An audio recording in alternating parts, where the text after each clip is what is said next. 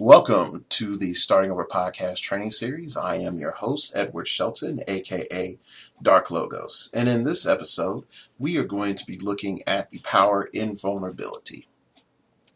Invulnerability's main specialty is allowing damage reduction at a reduced cost of impervious, but a higher cost than toughness. Its main goal is to provide the wielder of invulnerability the ability to just knock down 2 damage and just sort of stay in the fight without adding in that high cost of impervious. So let's really get into it. Invulnerability. Damage dealt to this character is reduced by 2.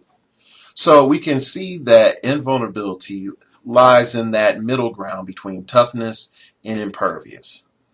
And invulnerability puts us in a situation where a character is able to reduce damage, and that's pretty much it.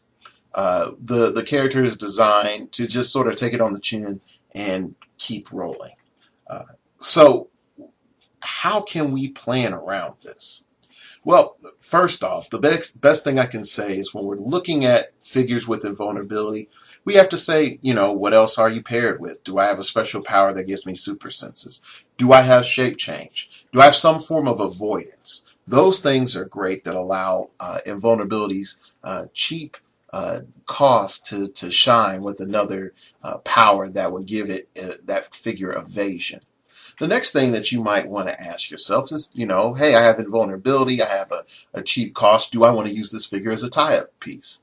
If you're looking at a figure that's 50 points or lower, or even 70 points or lower, and it has invulnerability on top click with decent defense, then you might want to think about, hey, combining it with a figure with plasticity, or just using it as a tie-up piece in general. Hopefully it has plasticity.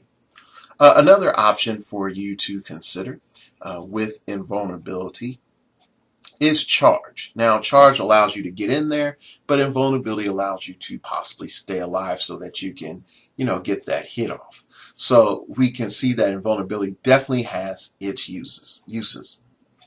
Now, the problem that I think a lot of people are going to say with invulnerability is that really there's not a lot that you can do with it.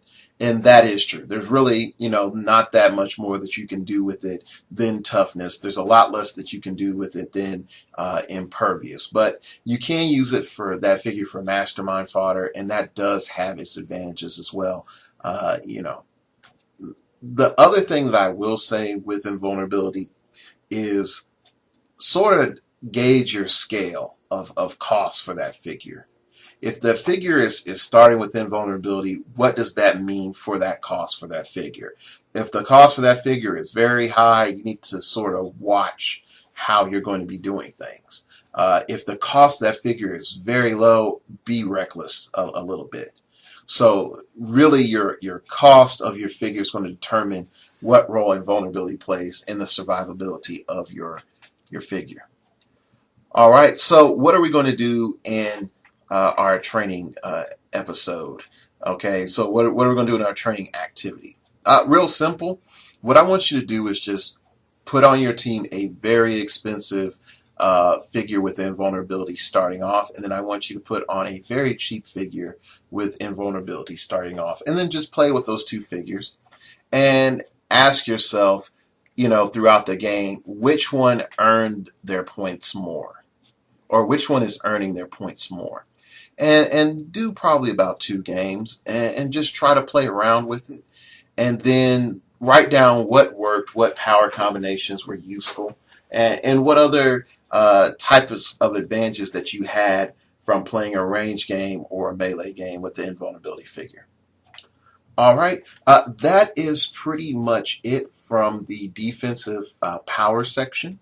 I really hope that you have enjoyed all of these minor video lectures in this part of the series, and I look forward to seeing you in another one of my series.